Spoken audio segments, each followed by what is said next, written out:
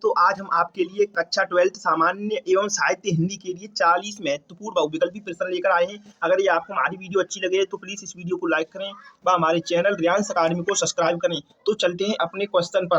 प्रश्न नंबर 1, संसद से सड़क तक किस कवि की रचना है? तो ये आपको पता ही होगा, ये है धूमिल की। प्रश्न नंबर 2, द्विवेदी युग की रचना नहीं है। तो द्विवेदी युग की देखो, प्रिय प्रवास ये द्विवेदी युग की है। भारत भारती द्विवेदी युग, साकेत द्विवेदी युग यानी कि आंसू ये जयशंकर प्रसाद जी का है, ये छायावादी युग की है। प्रश्न नंबर 3, प्रथम तारा सप्तक का प्रकाशन वर्ष है। तो आप जानते होंगे, प्रथम तारा सप्तक का प्रकाशन वर्ष है 1943, दूसरे का 8 वर्ष बाद तथा तीसरे का 8 वर्ष बाद और चतुर्थ का 20 वर्ष बाद। ये अज्ञे जी के हैं, ठीक है। प्रगतिशील लेखक संघ की स्थापना हुई तो 1936 ईस्वी में। प्रश्न नंबर नेक्स्ट यानी कि 5, कबीर के दोहों को नाम से जाना जाता है। ये तो साकी यानी कबीर के दोहों को नाम से जाना जाता है साकी। प्रश्न नंबर 6, दिनकर को ज्ञानपीठ पुरस्कार मिला था तो उर्वशी पर। प्रश्न नंबर 7, हिंदी साहित्य में किस काल को श्रृंगार काल कहा जाता है? तो आप जानते होंगे रीतिकाल को, यानी कि इसमें सी सही है, रीतिकाल। प्रश्न नंबर 8, उर्वशी के रचनाकार हैं तो ये रामधारी सिंह दिनकर जी, ठीक है। प्रश्न नंबर 9, बीसल देवरासो रचना है तो यह है नरपति नालह की। किसकी? नरपति नालह। प्रश्न नंबर 10, गोस्वामी तुलसीदास के बचपन का नाम है। तो गोस्वामी तुलसीदास के बचपन का नाम है राम भोला। प्रश्न नंबर नेक्स्ट यानी कि 11, आधुनिक युग की मीरा हैं तो आप जानते होंगे आधुनिक युग की मीरा है महादेवी वर्मा जी। प्रश्न नंबर 12, रीति मुक्त काव्य धारा के कवि हैं तो आप जानते होंगे घनानंद जी। प्रश्न नंबर 13, रनुक्ता नामक स्थान संबंधित है, किससे संबंधित है? यानी कि सूरदास जी से। प्रश्न नंबर 14 है, रीतकाल का अन्य नाम है।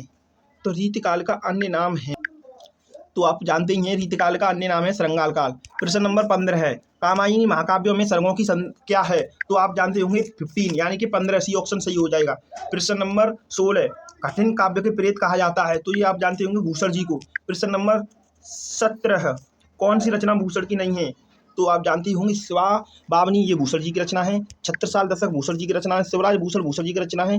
रामचंद्र का ये है आपकी करेक्ट, यानी कि ये सही हो जाएगी। यह है केशव दास की, तो इसमें डी ऑप्शन आप करेक्ट कर दो। चांद का मुंह टेढ़ा है रचनाकार हैं तो ये आप तो जानते होंगे मुक्तिबोध जी। प्रश्न नंबर 19, भारत भारती के रचनाकार हैं तो मैत्रीशरण गुप्त जी। प्रश्न नंबर 20, छायावाद के प्रवर्तक माने जाते हैं तो छायावाद के प्रवर्तक खासकर देखा जाए तो जयशंकर प्रसाद जी माने जाते हैं। प्रश्न नंबर 21, रामधारी सिंह दिनकर की रचना नहीं है तो ये सुनहरे सेवाल ये नहीं है। प्रश्न नंबर 22, गंगावतरण के रचयिता हैं तो इसके हैं जगन्नाथ रत्नाकर, ठीक है, जगन्नाथ रत्नाकर। प्रश्न नंबर नेक्स्ट, भक्ति आंदोलन का श्रेय जाता है तो ये तो आप जानते ही होंगे भक्ति आंदोलन का श्रेय शंकराचार्य को दिया जाता है।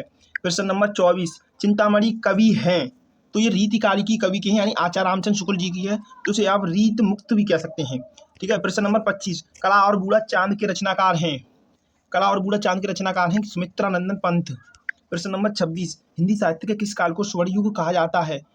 हिंदी साहित्य के किस काल को स्वर्णयुग कहा जाता है? तो ये रीतिकाल को, करेक्ट आंसर हो जाएगा इसमें सी।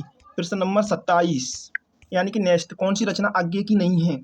तो बाबरा अहिरी अज्ञे की है, सुनहरे सेवाल अज्ञे की है, इत्यम अज्ञे की, रेणुका ये रामधारी सिंह दिनकर जी की, यानी कि ये इसमें करेक्ट हो जाएगा, यानी कि ये अज्ञे की रचना नहीं है। प्रश्न नंबर 28, पपीहों के वह पीन पुकार किसकी पक्ति है? तो ये आप जानते होंगे, ये आपने अगर पढ़ी होगी किताब तो सुमित्रानंदन पंत जी की है ये। प्रश्न नंबर नेक्स्ट यानी 28, रसमंजरी के रचनाकार हैं तो रसमंजरी के रचनाकार भानु दत्त माने जाते हैं। भानु दत्त जो कि मैंने लिख नहीं पाया है, ओके, वैसे बहुत माने जाते हैं लेकिन जो मैंने पढ़ा है वो बताया है आपको। प्रश्न नंबर 30, वैदी वनवास काव्य कृति है तो ये वैदी वनवास आपका है महाकाव्य, ठीक है। प्रश्न नंबर 31, हिंदी साहित्य के किस काल को पूर्व मध्य काल कहा जाता है? तो ये आप जानते होंगे हिंदी साहित्य के किस काल को पूर्व मध्यकाल कहा जाता है तो ये है आपका भक्ति काल, यानी कि प्रश्न नंबर ए इसमें करेक्ट है, ठीक है। प्रश्न नंबर 32, हरी घास पर क्षण भर किस कृति है, यानी किसकी कृति है?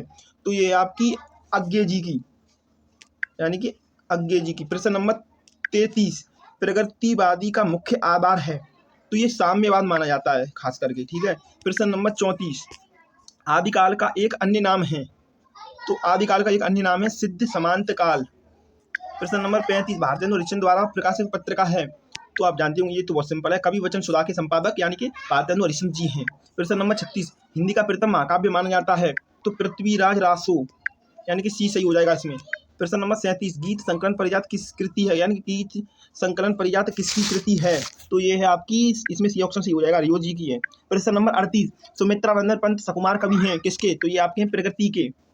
ऑप्शन नंबर ए करेक्ट, प्रकृति के। प्रश्न नंबर 39 सूफी काव्य धारा के कवि हैं। तो इसमें होगा जायसी, यानी कि सी ऑप्शन इसमें करेक्ट हो जाएगा, सी ऑप्शन करेक्ट, जायसी। मैथिली षडगुप्त किस युग के कवि हैं। तो ये हैं द्विवेदी युग के। इसी के साथ अगर आपको हमारी वीडियो अच्छी लगी हो तो प्लीज़ इस वीडियो को लाइक करें व हमारे चैनल रियांस अकाडमी को सब्सक्राइब करें। धन्यवाद। इसी तरह की वीडियो पाने के लिए हमारे चैनल को सब्सक्राइब करें।